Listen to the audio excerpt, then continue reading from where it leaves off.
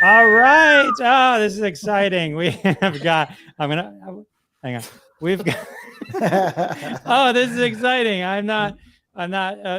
Oh, you can't see my mouth. That's Jeff had weird. a bit of a dental issue. He doesn't want to talk about. There's too much pepper in my poppycock. Hey, everybody. Welcome to Crossing the Streams. We're so excited. We got return guest to the show, Marci Stifter. Yeah, Marci. Lovely to see you, Thank you for having me back. Woo-hoo. Nicely done. I love your background. So festive. Thank you. So festive. So we got to kick things off. We forgot to practice, but Marci, do you remember the theme song? It's to the tune of.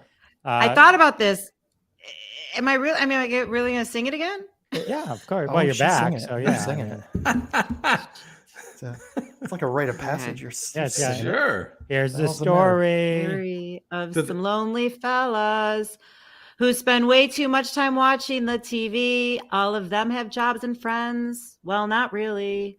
Just between you and me. Okay, we'll let Ron go. They made a live show. Oh, no? No, what you want? Okay, no, you're doing great. You're doing great, Marci. Keep going. They made a live show out of their hobby. Every TV watcher's TV watching dream. Jeff, Ron, Saul, and Bob, and there's Howard. They call it Crossing Streams. And Marci. And then one day they went live on all platforms. You could hear the people laugh and shout and scream. Still can't find another word that rhymes with platform. But man, we cross the streams. Here we go. We cross the streams. That's the way. That's the way we do it here. We cross the streams. Hey, Jerry's in the house. What's up, Jerry? Hey, Jerry.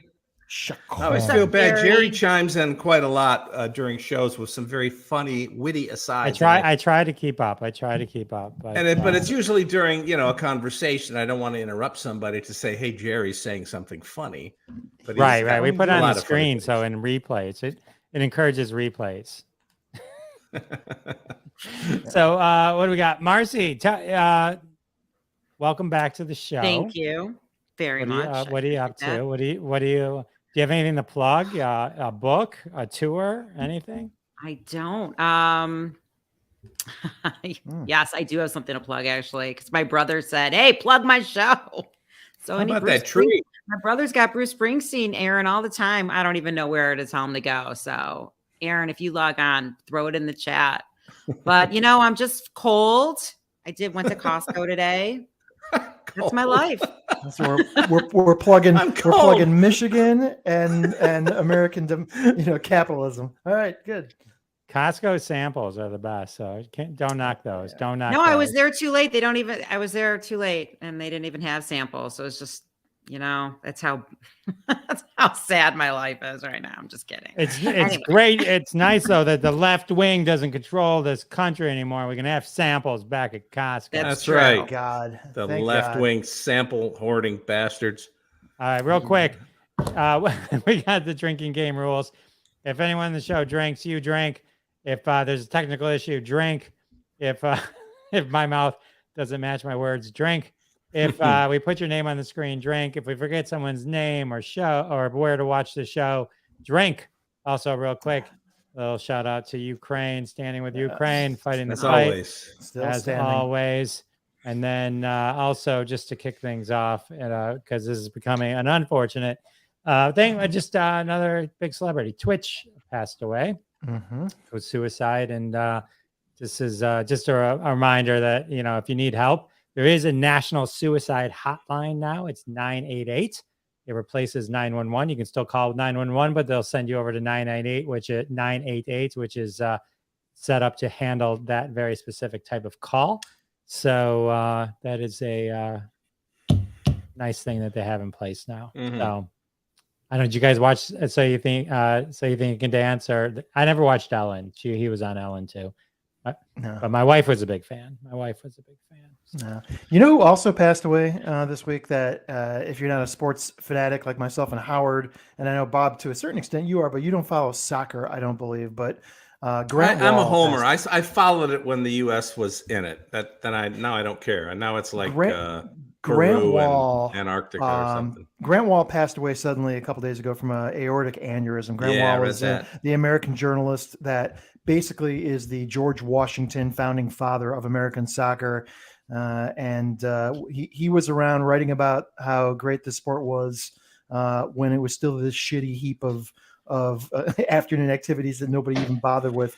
And now this is a major part of the American sports lexicon. So kind of a big deal. Grant Wall. That's away. too bad. Yeah. I read about him, and I'd never known about him, but he sounded like he was the man. Yeah, he was. He was. But He got in speaking trouble. of Yeah, go ahead. speaking of shitty afternoon heaps, that was my act was like that one time before I took the class. Yeah, right. You figured it out. One time. Oh, you're lucky I can't oh. see out of these glasses. I'll get you. So I don't know what else. Has there been any big like movies announced? I'm trying to think if there was any previews. There's another Spider-Man coming out, right? Into What about Spider-Verse. the Avatar? Yeah. Oh, what about Avatar? oh, yeah. Good one, Bob. Oh, Second Avatar. Avatar. Yeah. So- I won't see it. So listen to this. Avatar comes out. This is a London paper, The Telegraph. Okay. Avatar 2 is finally here. And it's like being waterboarded with turquoise cement. 1 out of 5 stars. Wow.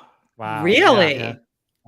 Yeah. Guy had some bad fish and chips because the rest of the world really likes it. It's got Well, like no one's doubting that it's visually, So I don't have to go back and watch the first one. Awesome. Well, he says there's no plot, there's no nothing in this movie. Okay.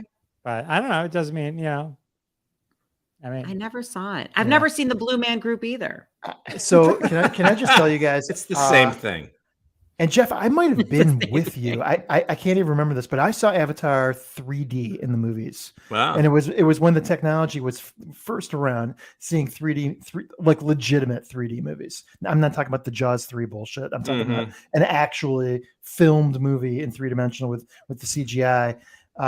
And it's like half the theater got sick. Like people were walking out of the theater left and right, not because it was a bad movie, but because people were getting physically it's a pretty intense nauseated. 3D experience. Oh, I thought it was Sam Worthington's acting. Hi-yo. Yeah. I actually, I like the original Avatar. I mean, it's the whole Dances with Wolves thing. I think is a sure. It's Dances with Wolves on it's another Dances with planet. Wolves. I get it, but it's still a very interesting movie. Hey, you know what? Cameron does it again. The dude is like 10 for 10. He doesn't miss. No. Well, not according to the UK. Yeah. Not What do according to they the know? Telegraph. But anywho, not this. We're not going to talk about it. But Yellowstone. I'm late to the game on Yellowstone. I'm about 2/3 through season 2. Okay. Oh my God! It's like the greatest show. It's coming off of Oz. It's it the looks like dumbest Dallas. greatest Is it show. like Dallas? It's like Dallas and Dancing with Wolves. And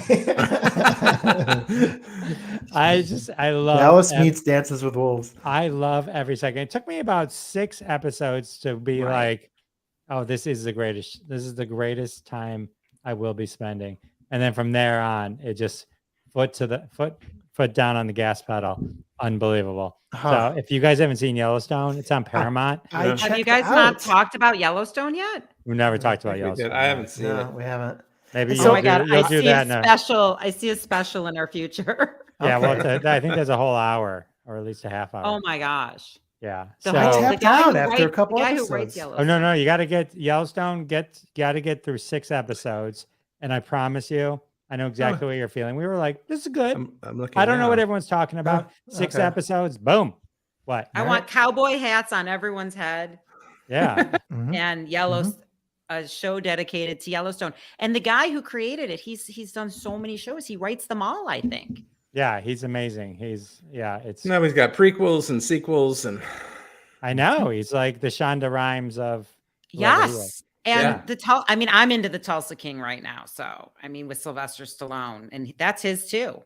Yeah. Yeah, Mick talked about that. He said it was pretty awesome. So Yeah, I'm having a good time with that. let's Love see it. here. We got somebody. Oh, that's my brother. Oh yes. Okay. I This love that tentative movie. movie just dropped. Prisoners. Okay. That is okay. one of the Mhm. most disturbing, riveting movies I've ever seen. I've never heard of it. What's Hugh it? Jackman Really? of all people. Yes. Hey, you would- Amy. Really? Yeah. How does it compare to the platform? That's- The platform. Hey, that was his that was a Yellowstone. quarantine watch. No, that. Oh God, yeah. That's the Prisoners is just and Jake. Is it hard G Jake- or soft G? Gyllenhaal. Jake Yeah. Gyllenhaal.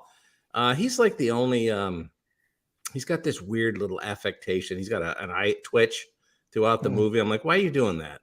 Don't do Don't like that. him. I don't like him. Yeah, it Stop- doesn't make stop sense. Slow blinking at me. But the movie it's haunting. Your brother is correct, Marcy. Yeah. Okay. So I just saw an article. I told him, he told me to watch it recently. And I said, I just saw an article that it's Yeah. big on Netflix.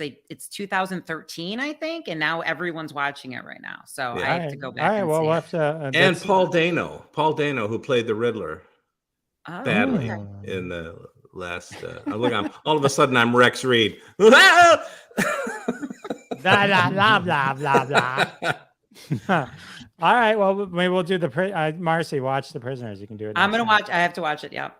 All right, we'll do it. All right, writing that let's talk. Last week we had Snack versus Chef, Green Book, which some say is the greatest Christmas movie of all time. I love it. Artsy Mad Woman, which was Jess Paul's YouTube channel exploration, and half the episode was a spirited discussion. And I like using that word for this on Wednesday, so that was a good one. And then today we're going to talk about Atari Game Over, Sprung, Rudolph the Red-Nosed Reindeer, and Causeway. So we got quite the mixed bag today. Let's start with Causeway, the Apple TV classic. Oh. Now you tell me if it's a classic. I have no idea. I actually watched this in London, and I've been traveling constantly for the last few weeks. I've watched more movies on freaking Delta Airlines in the last 3 weeks than I didn't even know what I was going to talk about today. I literally have so many things to talk about at this point. But Causeway was an interesting one, and it's won a bunch of indie awards. And the only reason I discovered it is because I am fascinated by the A24 production and distribution company. Do you guys know A24? Yeah. A24. I mean, I think I've talked about them on other episodes of Crossing the Streams. Whatever they touch just seems to either be incredible in its talent or production or whatever, or just major sellers. Like everything they touch turns to gold. So I saw A24 was behind this Jennifer Lawrence film. So I went and checked it out. And listen. Is there anything more commercial than Jennifer Lawrence at this point, right? I mean, Jennifer Lawrence. Can we have some respect for the she's first America's woman ever sweetheart. to lead an action movie? Can we have a Listen, little respect? I love Jennifer Lawrence. I love Jennifer Lawrence also. I love her. She's the highest paid actor in Hollywood, male or female. Really? I need a retrospective of every time she falls down at an award show. I just need that on repeat. She handled that so well, though. I mean, agree with you. It makes her human. It makes her human. Yeah. Her interviews, I think, are better than her movies. I think who she is in real life and just how wacky and silly and just direct she is, I think makes her a very attractive. She's adorkable. She is what she adorkable. is. She is perfect. So Causeway is a dramatic film. She specifically, I guess she had talked about, she had taken a hiatus from acting, which I didn't even realize that she had done. And she came back to this movie, which was built and produced by her own production company. Does anybody know the name of her production company? It's called Jennifer Lawrence Productions. Excellent Cadaver. Beautiful. So, and she's actually backing a whole bunch of movies right now. But this was hers. She built it and sold the distribution rights to A24, and it's about a young lady coming back from deployment from Afghanistan, having suffered a traumatic brain injury. which is not the funnest of topics. I will just say so. So much of the film is about her coming back to society, having to make that transition from the military, particularly with an injury, back to trying to live a normal life in a shitty part of New Orleans, which is where she is from. And in so doing, she actually meets, I would say, just a person who helps to support her through this troubling time, and ends up being Brian Tyree Henry. Do you guys know who Brian Tyree Henry is? He's actually Jeff, you might know him because he seems to have been in every Marvel I gotta look him up. cinematic universe movie out there. But I knew him. I was looking at the guy. I'm like, man, I know you from somewhere. He was in the original Broadway cast of Book of Mormon, which is one of my very favorite. He was in Bullet Train. There you go. Yeah, he was in Bullet Train actually. Okay. So he's also a disabled person, although not through the military, and the two characters develop a friendship, and that's the story of this movie, is her coming to grips with her life back in the military, and then her new life as a civilian here in the U.S. and in particularly in a tough part of town in New Orleans. And I have to say, and it kills me to say this, she's so freaking talented. She's so freaking talented, Jennifer Lawrence. Someone's got a crush. I wanted to be able to tell you right here that she's just such a sellout and such a shitty actress, and that she just, that the Why do you want to be? I don't know. Like the Hunger Games seemed like she just kind of coasted her way through that. Yeah, but you know what she brought? It's going to sound weird, a 60-year-old man saying this, but she brought a little bit of gravitas to that role. That's why those movies worked, because you believed her in it. I don't know how she did it, but she did it. Yeah. Well, I'm here to tell you this is Silver Linings Playbook level quality. This movie, and she won an Oscar for that movie. So I don't know if she's going to be up for this, but I will just say this: this is by far the best dramatic performance I've seen from her, or I think from any female lead that I've seen in quite a long time. But it didn't even come out at the movies. No, it's out now. It's just you have to go on a Delta No. This is streaming on the Apple TV Plus platform right now, which is interesting. Oh, that okay, yeah. Because they are streaming it on Apple TV Plus before the cinematic release, and I think it's coming out for either this week or next week in partial distribution. So I think you can see it in the theater coming up, but I don't know, man. I like I said, I wanted to come here and kind of rag on Jennifer Lawrence, but the truth is, this is an excellent film. It's an excellent piece of acting from her supporting cast. The ending of this is absolutely tear your heart out, cry on the couch kind of thing. Wait, does she fall down in this? I'm not going to tell you, but I'm just saying it's possible. Okay. I tell you, the production company angle thing is, it seems where they're making all their money now. Like Reese Witherspoon made $1 bazillion building up her production company and then selling it. Yeah, I think just about every one of the A-list. Brad Pitt makes amazing movies. Now that production company, and I'm blanking on the name of that, Jeff, you might remember Brad Pitt Productions. No, that's a major company, Brad Pitt's company. I think Jennifer Lawrence is just getting started in this. Not the one he had with Jennifer Aniston 100 years ago. No, when he produced 12. One? He produced 12 Years a Slave. Yeah. That's right. So listen, I will say that I come to you with an unexpected review, which is to say this is an excellent movie. You guys will absolutely like it. I don't know if you're into the whole dramatic thing or not. Some people just like to see comedies or things that are lighter and fair. There's nothing light about this movie. It's a tough watch, but she was determined to do this role. And I think she pulled it off perfectly. So check it out. I think you guys are going to like it. Amazing. Yeah. And you know what movie we checked out that you talked about? We watched Emily the Criminal. Yes. I want to see that. Because of White Lotus 2, which we could talk about one of these weeks, but not today. But my wife is now an obsessed Aubrey Plaza fan. Like we are now I love her. watching Parks and Recreation because of her. We watched Emily the Criminal. Yeah. It was nice, and I saw some of my other comedy friends notice it. Or Carl Flanagan was in it, as who had passed away. Yeah, I saw those pictures. Those were hard to look at, but yeah, but it was nice. It was nice just to be kind of surprised with it, and so my wife's like, yeah, Ron must really have the hots for Aubrey Plaza because this is not a watch this movie 3 times movie. I told her you watch it over and over again. I did. I watched it 3 times because this is a hard movie to watch. It's an intense movie. Yeah, because he must have it for Aubrey. Okay, so hold on. Let me just say this. Yes, I have a hard crush on Aubrey Plaza, but I'm glad you said crush. Is it from Parks and Rec? Is that when you fell in love with her? She's well, originally, Does she know about Jennifer Lawrence? Oh, I thought you were going to ask if she knew about my crush. Well, listen, Emily the Criminal is an excellent movie. Oh, it is a great movie, but it's an intense movie. It's not I'm going to watch this again right now. Yeah.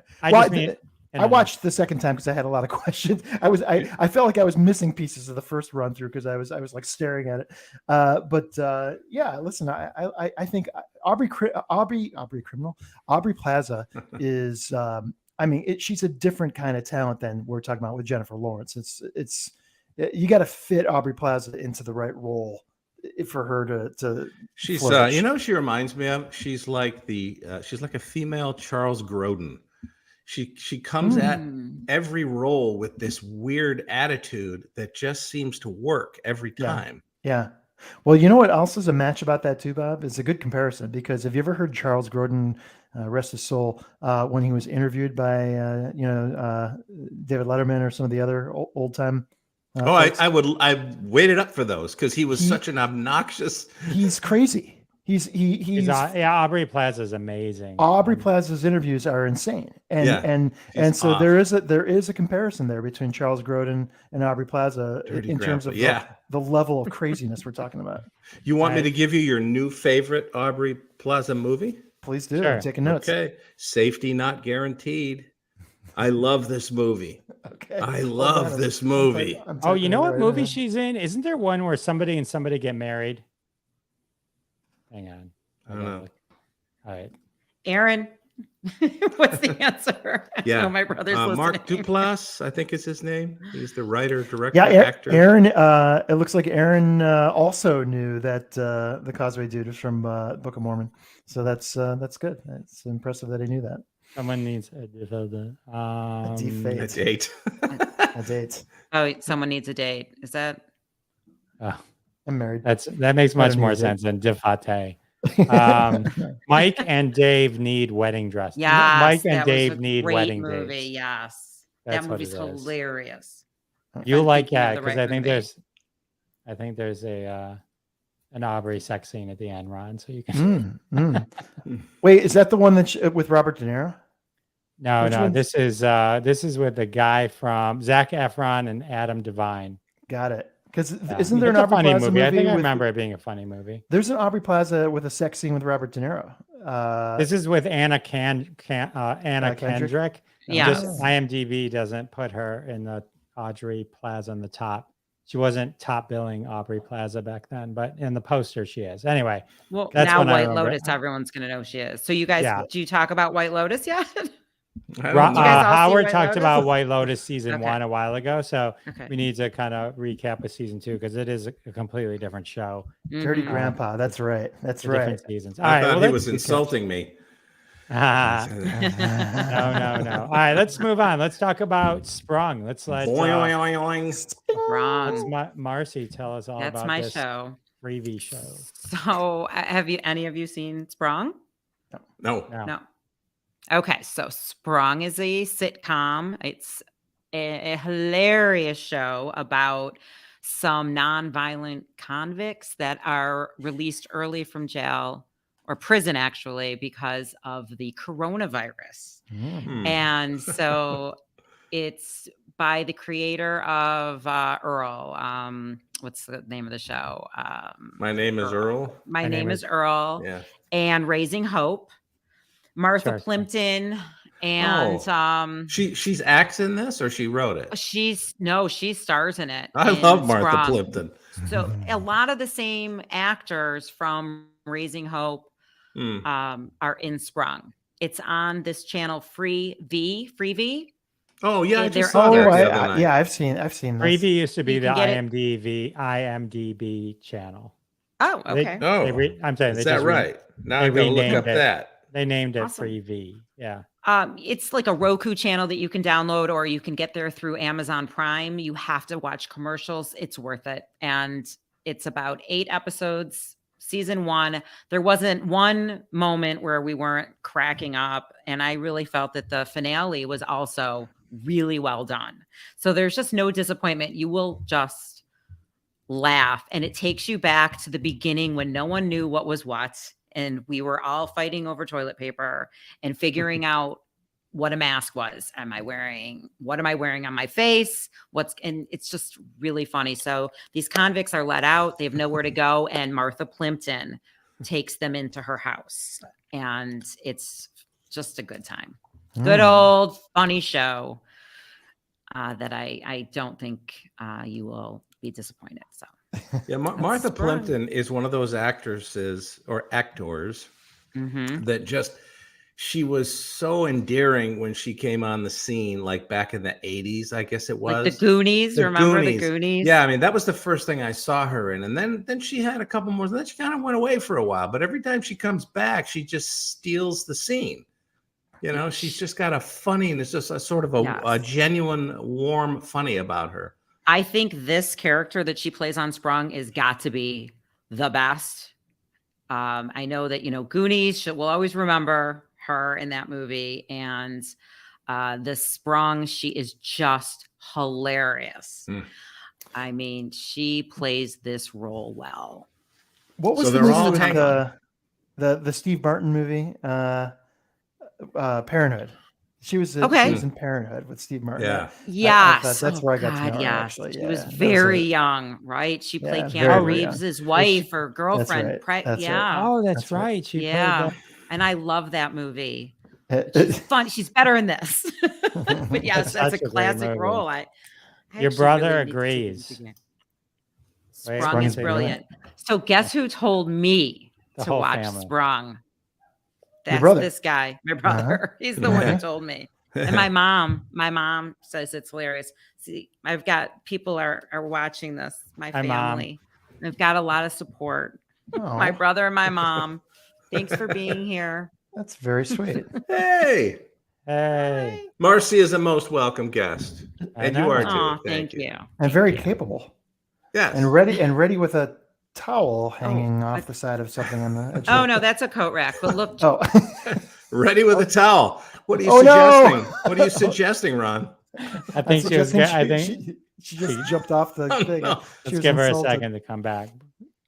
Well, her husband probably told her to get in and do the dishes, right, people? Oh, come on. Hey-o. Oh my God. Speaking of which, I was watching a TikTok video where they were interviewing a Herschel Walker fan, and the other guy was wearing all the pro Herschel stuff, but he was a troll. And he was like, yeah, finally, now they can stop with all the Herschel jokes. Like, he just gets right in front of the guy and goes, like, what's the difference between a baby and what's the difference between Herschel Walker and a stroller? A stroller supports a baby. All right, come on. Enough with all this. And he's like, I'm with Herschel. He's like, he goes, Herschel doesn't lie. He goes, it was the funniest thing. He goes, yeah, Herschel doesn't lie. Like the time he put the gun to that girl's head.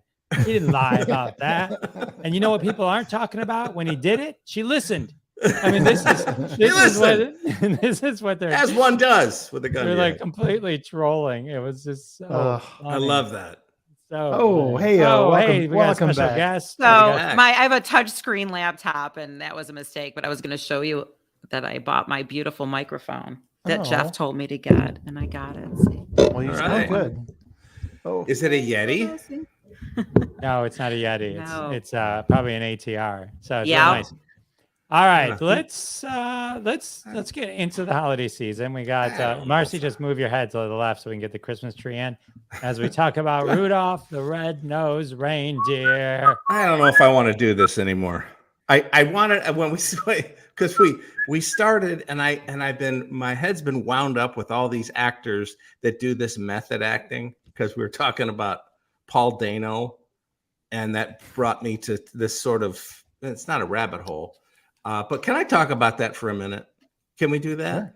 What are we talking about? The method acting and all these douchebag actors that everybody's sick of. They're like okay, so Paul Dano, right? He plays the Riddler. And I remembered when they were doing their press tour. This went on for months. Every time he was interviewed, oh yeah, to prep for the role, I would go home, I would wrap myself in saran wrap. I would just wrap my face and my whole body and just lay on the floor, and I would be sweating, and I would create this, this mood for myself. And I really went to some dark place. I'm like, fuck off. What are you doing? What are you talking about?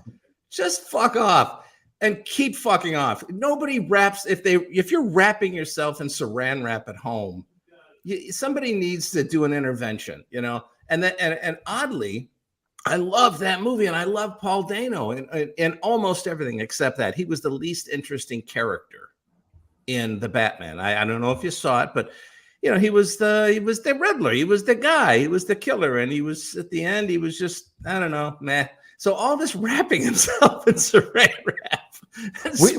We talked about this on an earlier episode, didn't we? About the How do you Batman even know? I have no idea what Bob's even talking about. I don't know. I know. I have to get this on. And then before him, Jared Leto. I see these method guys. I don't pay attention. So he does this. He does a Marvel role, right? And he's playing he's half vampire. I didn't even see the movie. What was his role? He played a doctor. Oh, are you talking about Jared Leto? Jared Leto, Morbius. Yeah. Morbius. Okay. So it seems like a great, and that was one of the few Marvel movies I didn't see. I do like them. I'm not a snob at all about them. But this, I read the reviews and the people on the set were talking about the fact that he was wheeling himself around in a wheelchair all day. He wouldn't walk because his character in these moments was in a wheelchair. And he would have, attendants take him to the bathroom in the wheelchair and have to wait for him and have to help him out and go to where does it end with these people? You're getting $9 billion for this, and you're making a $15 an hour guy, take you to the bathroom in a wheelchair and make sure everything comes out. And then today, by pure happenstance, I happened to read a great, and I love Dustin Hoffman. Okay. Did you ever see Marathon Man? I love Marathon Man. Stop! I was complimenting you, Jerry. Look at you. Come. We're back to the 80s with comedy punchlines. Marathon Man, great movie. Dustin Hoffman, Sir Laurence Olivier. There is a scene where he is literally getting his teeth drilled with no anesthetic, and all these, he's being gonna be tortured. He's getting tortured. And so to prep for this scene, he would run up and down these steps and get all sweaty and freak himself out and literally fall down and then get into this chair. And Laurence Olivier said to him, well, have you ever tried just acting, dear boy? And I thought, that is the greatest thing I've ever heard. Sir Laurence Olivier, right? So I just had to get that off my chest. Oh, the whole method. wow. Thing. No, we appreciate it. And so let's not talk about Daniel Day-Lewis and Lincoln. We don't want to talk about that. Daniel Day-Lewis can do nothing wrong. I didn't know. Did he go method on that? Did he wear the stovepipe and the? How about no one could speak? He freed the slaves. No one could speak to him for a month without addressing him. Okay, as douchebag. I'll never watch that movie again. I love that movie, but I'll never watch it a second time. Yeah, he went completely rogue. There's articles written about how fucking off the wall crazy he was.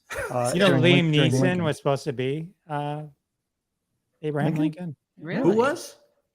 Liam Neeson. I have a very special set of skills. Okay. Yeah. I did read. not know that. I did read prior to the movie and then afterward. I love that movie, even though he was a douchebag method actor playing the great emancipator. But I read before and after that he did that reedy kind of voice. Now, in all of my I don't know feelings about Lincoln and thoughts about what would it be like, what would he sound like, I always felt like he had to have a baritone. He was a big tall guy. He was a thin guy, but a tall guy. And he was, he was the greatest president ever. He would, he'd have this throaty, but no, Daniel Day-Lewis, he had this thin kind of voice that he spoke with. And he actually said he did his research and found out that's how he spoke. He didn't speak in a booming kind of intimidating voice. It was almost whiny. Like me tonight. Thank you. Good night, everybody.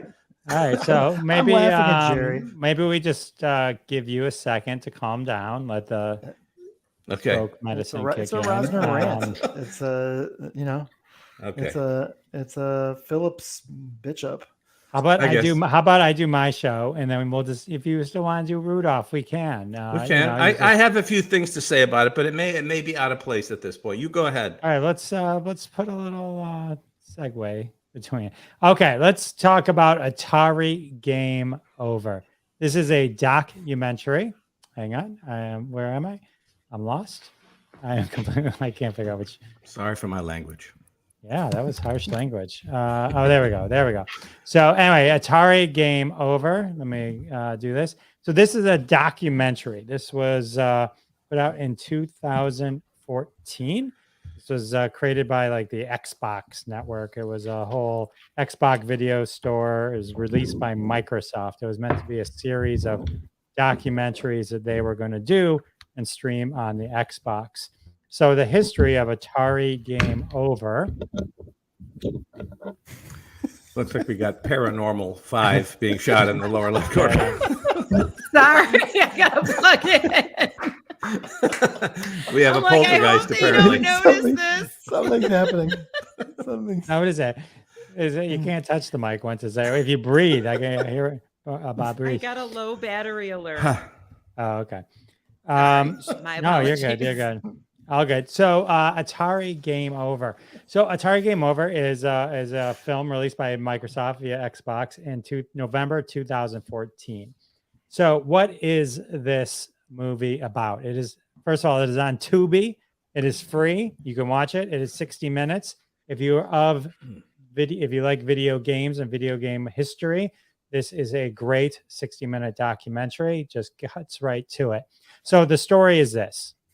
In the early 80s, ET comes out, and Atari, who is at this point one of the biggest and fastest growing companies of all time, decides they are going to do a ET video game to capitalize on Christmas. So they recruit to build this ET game Howard Scott Warshaw. Howard Scott Warshaw was the developer of one of the greatest games of all time, on top of many lists, called Yar's Revenge. Okay. When he joined Atari, this was his very first game that he built. And to this day, it tops lists as one of it. It was a 1 million unit seller. He went on to then adapt Raiders of the Lost Ark, which was the very first movie that got adapted into a video game. And he met with Spielberg, and for Atari, he adapted that, and it became renowned for that, and another $1 million seller. So while this was happening, ET comes in. Now, just to give you an idea, Yar's Revenge took 5+ months. Raiders of the Lost probably took closer to 10. An average game takes 6 to 10 months through all the process cycles before it's released to the public. Okay, that includes testing, customer testing, everything. Mm-hmm. They get word from Spielberg that they have in their possession the most expensive movie license ever spent to date, and they have to release the game to make it for Christmas in 5 weeks. 5 weeks. Okay, 5 weeks. So Howard Scott Warshaw is the only person that is willing to even attempt to take this on, this normal 5 to 10 month project, in 5 weeks. So he meets with Spielberg again. They talk about the ET game, and in 5 weeks, he develops and they release and they start to put into production the game for ET that came out that Christmas for the Atari 26 game system. If you're like me, 12-year-old Jeff, you probably bought it. I was, Atari 2600 is where all my money went at that time. Trips to Toys R Us to get a video game was what I did if it wasn't in the aisle with all the Star Wars toys. So lo and behold, I mentioned to ad nauseum the time frame of the games that were extremely successful and revered to this day. To put into contrast the game E.T., which only took 5 weeks. So as you can maybe guess, the reception of E.T. was not glowing. While not everyone hated it, many did. Returns were many. They produced 4 million cartridges and sold 1.5 million after returns. So while perhaps still a success, it was deemed one of the not so great games. Flash forward to the mid to late 90s, and the internet erupts, right? So now there's games and there's lists and there's people talk about things that have existed for the time frame of it. And so ET becomes renowned as the worst video game ever made, ever, right? And it's credited, wrongfully so, but that's a different discussion, with the complete demise of Atari and thus the entire video game industry. Okay. So in the wake of all this, there's this rumor, and this rumor, it's a myth. It becomes urban legend that Atari, to cover up this massive marketing misstep in the middle of the Arizona desert in a landfill, dug a giant hole, buried every one of these Atari ET cartridges, and then covered it with cement, and then covered it with dirt, and then left. Okay. Are any of you even aware of this? This would have been around 2014. I've never heard this before. Yes, it's fascinating. I like so, the story. It's, now we don't even have to watch the documentary. Keep going. So the amazing thing is that Howard Scott Warshaw developed what's considered one of the greatest games of all time, Yars' Revenge, and the worst games of all time. But as you can tell, that the worst side of it was mostly based on the fact that they didn't really have time to do it. Anyway, so the documentary, Zach Penn is the director of this documentary, and he was fascinated with it.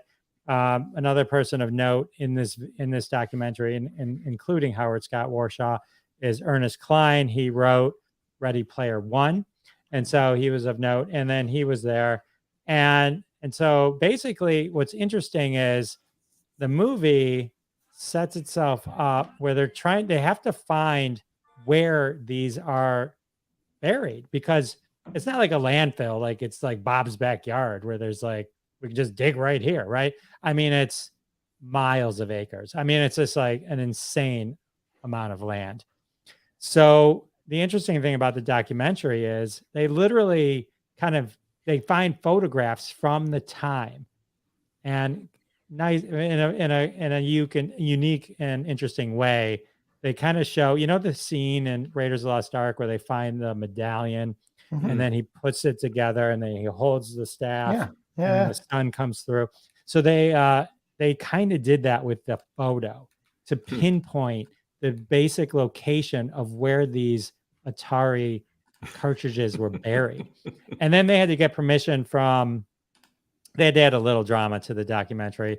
They had the Arizona people, which was funny after watching Parks and Rec. It was a little bit, we have to be careful. What if the uncovers some toxic things and suddenly there's, we release these toxins, and right. So there's a lot of fun, but then we decided it was okay. You know what I mean? Okay. So interestingly enough, they get these machines, and it's fascinating just how they prove to where it is. They dig down and bring up samples from like 30 feet down. And the samples are like, oh, here's a newspaper from 3 days after that event, right? So now and we found a piece of an Atari cartridge, right? And so they're like, we've confirmed that this is the location of it. So here's where I'm going to stop, because all of it is very interesting. But whether the urban legend is true or not, I'm going to let you watch this movie on Tubi. It's 60 minutes. And if you just enjoy the lore and all that, it's a fun watch, and it's only an hour, right? And so, but it's a really good documentary of this event. And Howard Scott Warshaw's there, and he's like a celebrity at this point because he made the video game, and it's like, and so it's a whole thing. And it's like a 3-hour dig, and they just document all of that, and it's really interesting. It was really interesting. Just it's interesting because it kind of combines the whole ET, the mythos of it, the whole imploding of an industry. I mean, Atari was like the fastest growing industry like ever. It was a bit, and then it just died. Even the best games sucked. They were so bad when you look back at them, Well, come on, you got to put it in the context of the time. Yes, in the context, there was one app on your iPhone has probably 1,000 times more power than any game they did.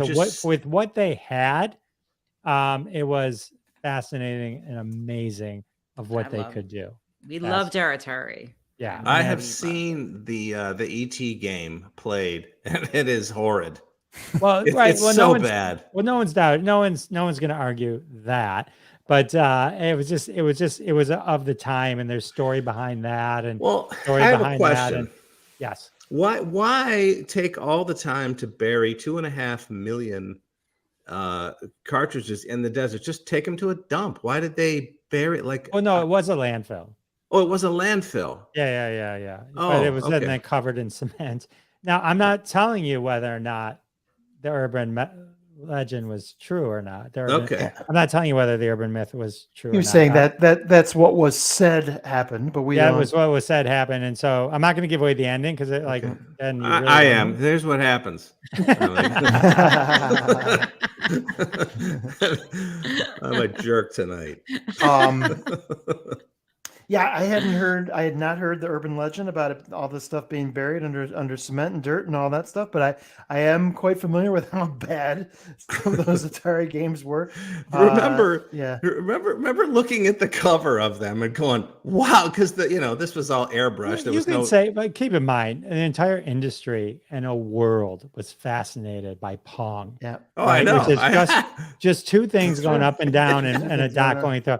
So it's like, at the time, it was amazing, right? It was. You can't look at Atari 2600 in today's eyes with anything but nostalgia and you go, well, it's not it. Well, of course it's not. Now you can have realistic NFL players playing Madden football. Right. It's not even comparable. No, it's not. But the nerve the marketers had with the cover art of these things, it was just unbelievable. It was it was like what I don't know how to describe. You know what I'm saying? You look at this and go, oh, I can't wait. You put it in as two fucking guys with hockey sticks. Click.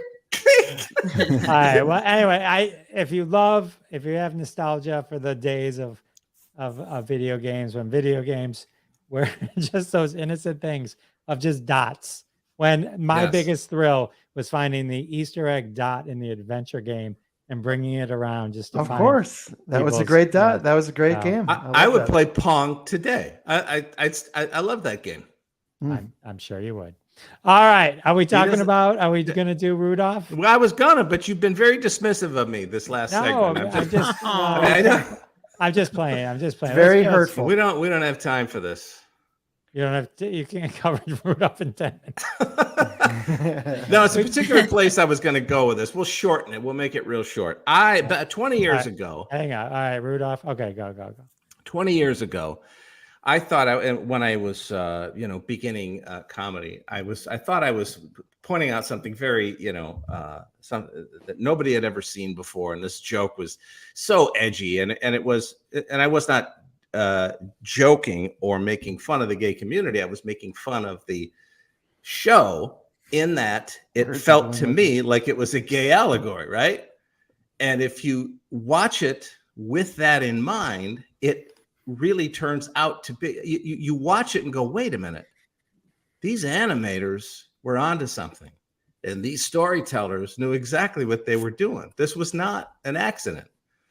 And I thought that, I was the first guy that ever thought of this. Well, now you can go online and read everybody's theory about how this happened and how they snuck these things past, standards and practices at what was it, CBS, whoever aired the show for the first time.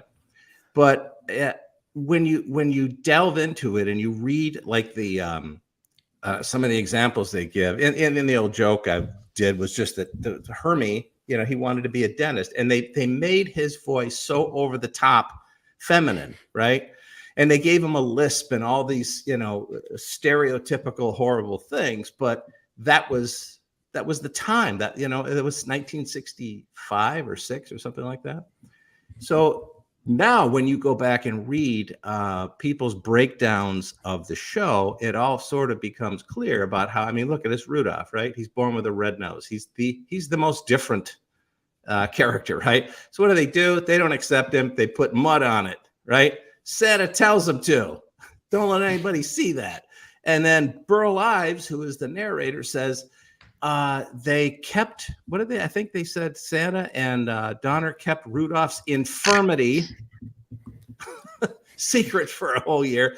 But then obviously he feels like he's not, welcome there. And he goes out on a quest to find his real family, right? And to be where he belongs, right? And comes across Hermie, 2 misfits, right? And one, he wants to be a dentist, and he's got this beautiful hair and a little elf outfit and everything. And they wind up on the island of misfit toys, right? And Key West? Key West? Well, I haven't read that, but that could be, And the thing is, as I'm reading it, it's I think I used the word earlier. It's with a different kind of poignancy, knowing what they were really up to, right? And how they were trying to find inclusion for themselves through these characters. And they get on the island of misfit toys, and here's the Charlie in the box, right? It could be Paul Lynde, right? So the whole idea later on, there's this scene where they go to sleep at night, and it's in this room. It's all pinks and yellows and everything. And here's Hermie and Rudolph enjoying their sort of cobbled together family of other people and things that were told, you're not good enough, get the hell out of here. So like I said, it started off as a joke, and then over time, as I read about it, they were up to this, and to me, it's hysterical now to that nobody saw that. Nobody saw that for how many years? 30 years? Maybe 40, I don't know. But now there are reams of articles and things on the net that break it down. And I just think it's, to me, it's almost like Michelangelo would draw up, pictures of penises on the Sistine roof of the chapel, just to piss off the clergy, right? They didn't know what he was doing. So there you go. That's my Rudolph assessment. All right, well, Wait. So hold on. So this is the first I've heard of this allegory. Mm-hmm. Has anyone associated with the production of Rudolph confirmed? Well, I didn't get that far. I read all kinds of different people's theories, and just go to Vulture and you'll read a great article about it. That's one of the best. And because I am familiar with the penis on the Little Mermaid cover. I know that. Yeah, I was thinking about that. And that was on purpose. Yeah. Well, this whole show, it had to have been on purpose. And to me, it's hysterical now. I'm gonna have to check into this. Heat Miser. I'm never gonna look at him the same. Well, Heat Miser's not in this one. This is this is the Donner, same people, who is right? really pissed off that his reindeer son is different, right? And he's got to go. And everyone who's different has to go to the island of misfit toys. I have not. heard Yes, that. I mean if you Google it, there are articles on it. You almost could probably do it to anybody who's different, right? So, but yeah, but maybe I hadn't heard that either, Bob. Yeah. A little heads up, we could have all done a Wow. little research and had an interesting conversation. Right. Instead of I wasn't Well, expecting you it. do the Yeah, show. that's I not was exactly talking about. where I thought it was going to go. Yeah. I was going to be like, like- did you know in the 1964 version they didn't sing that one song? And you're like, everyone's gay. I'm like, I didn't say it. At Vulture and the Daily Beat, it's all out there, and it's so funny to me. And now I need to know how much of it was absolutely intentional, because I have a feeling a lot I'm sure of it was all intentional. and that's what really intrigues me. I want to find out who did this, because they're champs.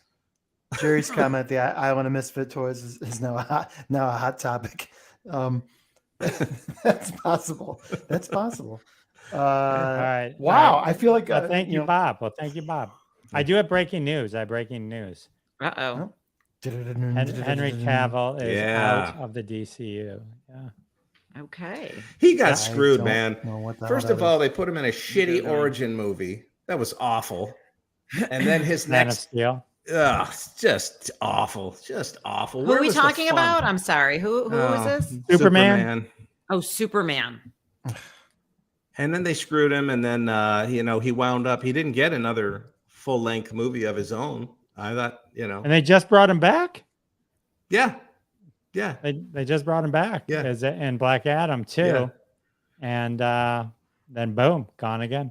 All Yeah. right. Well, So I just have to say, real quick, is anyone seeing Johnny Depp's new commercials? Is it for cologne? They Sauvage. Yes, What's it for? It's His for cologne. cologne? Yeah, Is his it? cologne. Yeah, Good cologne, guys. yeah, Ah. yeah. Well, Did it's you just like it, Marcy? I do like it. Oh, Savage, right? Savage. Savage. yeah, something. It's chocolate. I was You just speak in a some- magazine. Some French is something. Anyway, I'm just pointing out the fact that it's very public, it's very commercial, because they're banking on the fact that this guy can do no wrong. He's got the Midas touch, and he's back, and he's pissed, and he's making a ton of money. So I was good. I was happy for Johnny Depp. Good, okay. All right. Okay. All right. Well, a good show. Good show. Third of it, I I'm had going to fun. admit I had no idea what happened. But they Are you referring to me when you say that? today, yes. But yeah, not normally. Not I normally. thought it was entertaining. No, you were. That was joking. That was just me kind of playing off of it. All right. Yeah. I'm gonna watch- We're kind of doing a thing here, Bob. So we can watch Causeway on. I can watch it on one of the Yes. channels. Apple and- TV Plus. Apple, right? And then Yep. Emily the Criminal. I'm gonna watch I that. think that's on Yes. Netflix now. It's finally on Yeah, Netflix. Emily the Criminal's And- on Netflix. Prisoners Prisoners. We I gotta have watch Prisoners, Prisoners. right? and your new favorite Aubrey Sprung. Plaza movie. Yeah. And then Right. Atari Game Safety Over, Not Guaranteed. and go watch Rudolph. and Rudolph then is Sprung. Gay. Sprung. Yep. And Yeah. Sprung, please watch Sprung. I can't wait to hear back. I'm So sold. I have to. Did you guys ever watch episodes? Did you watch episodes? 'Cause I had seen it. Okay, Yeah. but I had brought that to the show last time. Some family that watched, they ended up thanking me because they enjoyed episodes after seeing your little podcast here. So I got some Awesome. family watching it. So anyway, yeah, this was fun. Very cool. Very cool. So, Thank all right. you. Well, I guess it's time to say goodnight. Marcy will be back. She has a mic, so she's back. Yeah, I in the bought a corner. mic. So if you guys want me back, I'll come You back. sound great. Yeah, You yeah. sound- you you sound sound perfect. This was You fun. sound great. Took me a year. All right. Say goodnight, Marcy. All right. Night. Say goodnight, Ron. Good night, everybody. Oh, we're coming back next week. One Yes. second. Next week is episode 100. 100. 100. Yeah, All right, that's go gonna ahead, be Bob. epic. Sorry. Okay, hey, see you next week at Genetti's Hole in the Wall Theater, the Sal and Bob Show, and then New Year's Eve at the Funny Bone in Toledo. And I'll be Nice. at Mark Ridley's Comedy Castle Thursday, Friday, and Saturday. It may Very be my nice. last live shows of all time. I don't know. Oh my gosh. Well, It This will week? not This- be. this You've been week, saying huh? that for years. This weekend, yeah. So, Exciting. Amazing. Might have to So- go. all right. Well, you were there last time, Marcy. I was. Yes. That Yeah, was fun. so Good times. good times. All right. So check out our podcast, Sal and Bob Show, Classic Conversations, fabulous all around. Thanks everyone for coming back.